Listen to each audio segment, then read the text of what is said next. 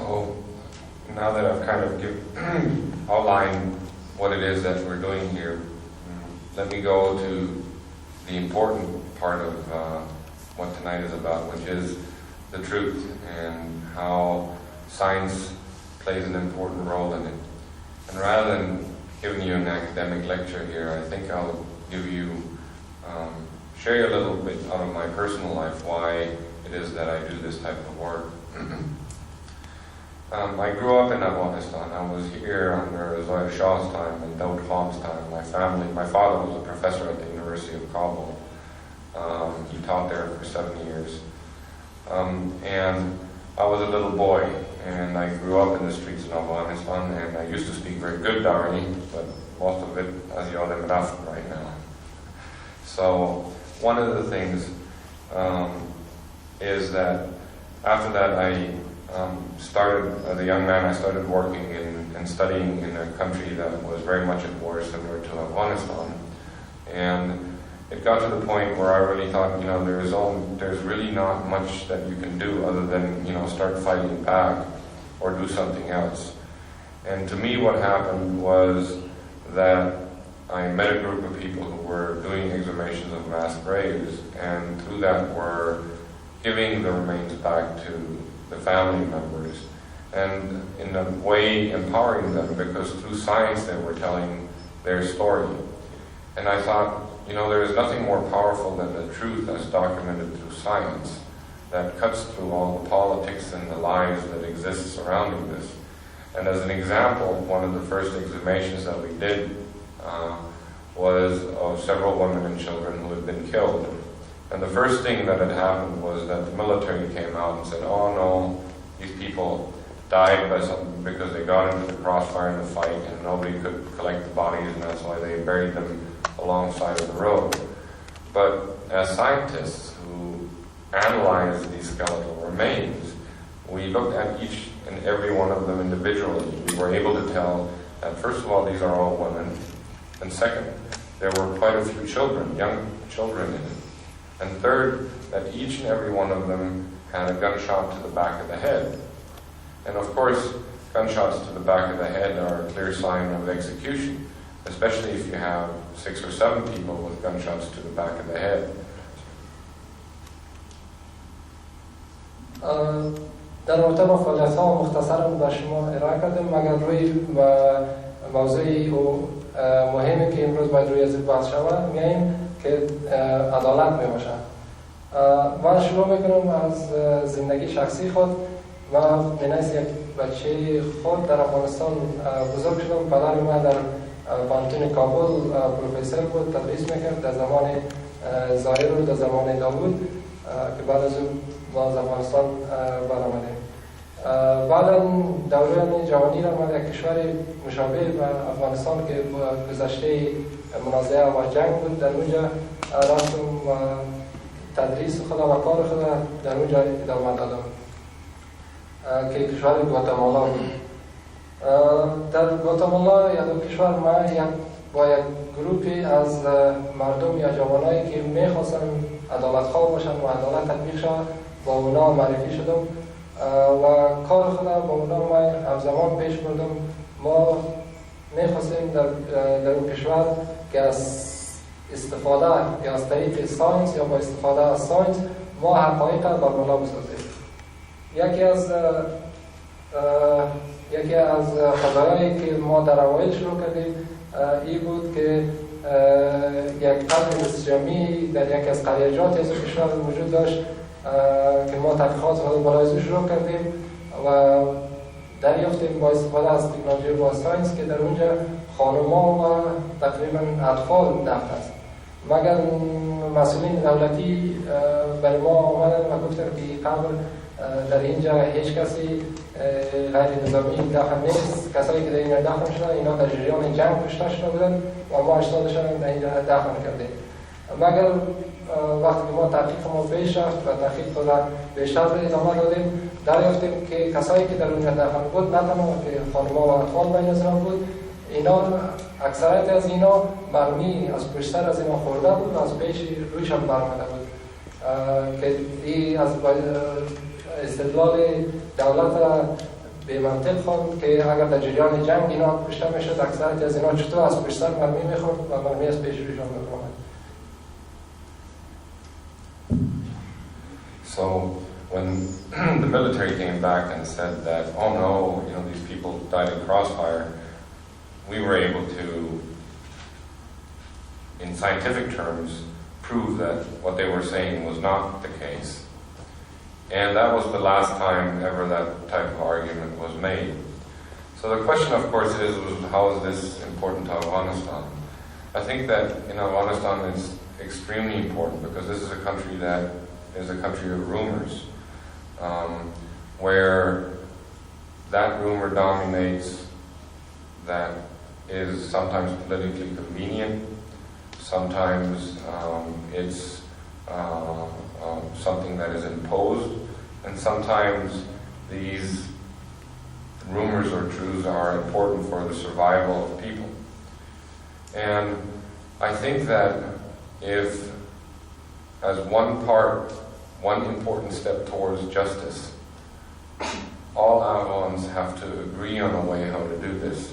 And science is one way of doing it, meaning that science is a language that speaks to everybody, and that is equal for everybody, and everybody can understand. So, when we talk about justice in this country, of course everybody has their own perception of what justice is. And when you talk about justice in a situation, in a crime that was committed, you always have many different people who have been either affected by the crime or who were part of the crime that was committed. Each one of these people will have a different story about what happened. And as long as we allow for those people to dominate the stage on what happened, their version of what happened, that's as long as there won't be any justice. So I think that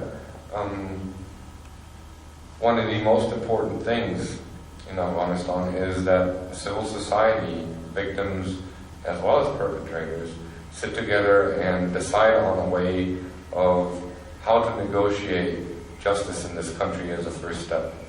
And I think that science needs to play a very big role in this.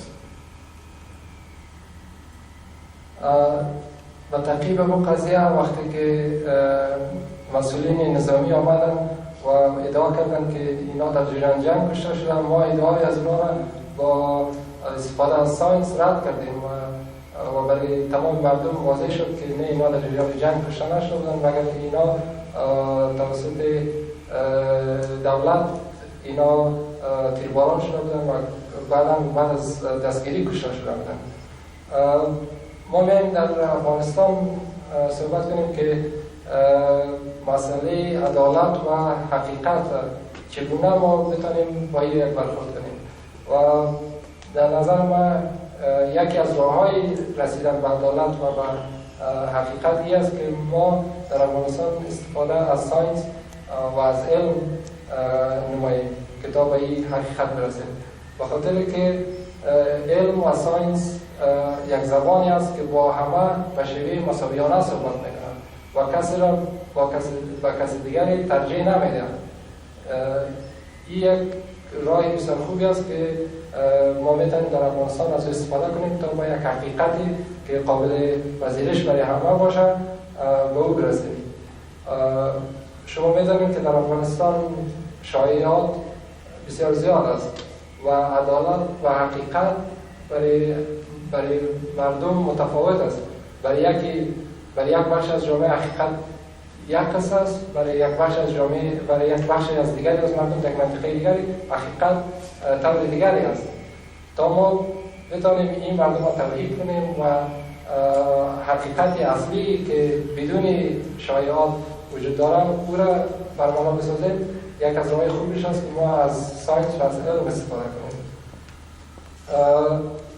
و نظر من باید جامعه مدنی و قربانیان در اول با نهادهای مربوطه اینا باید تصمیم بگیرن که چگونه میخواین اینا با حقیقت و عدالت برخورد کنن.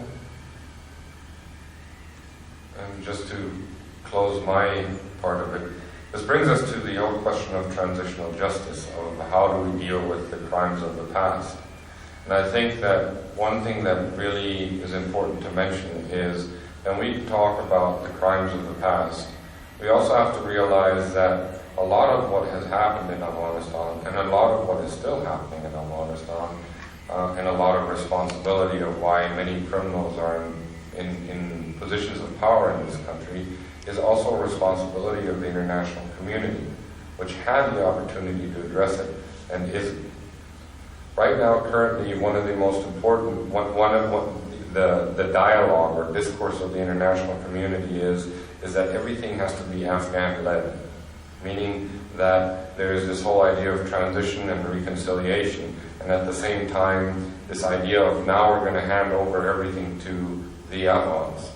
And the truth of it is that if this is done without certain responsibility even from the international community, it's going to continue to be a very problematic process. And finally, I really think that talking about the crimes of the past and having some sort of justice is something that is very important for the hope of any people.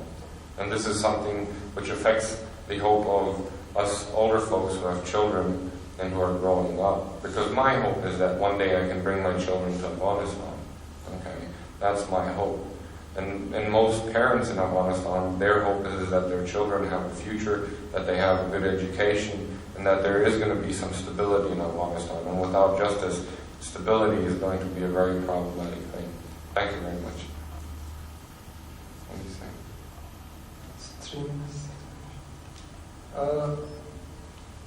آن روی موضوع عدالت انتقالی میم که عدالت انتقالی جرایم گذشته را مورد مجلسی قرار بده.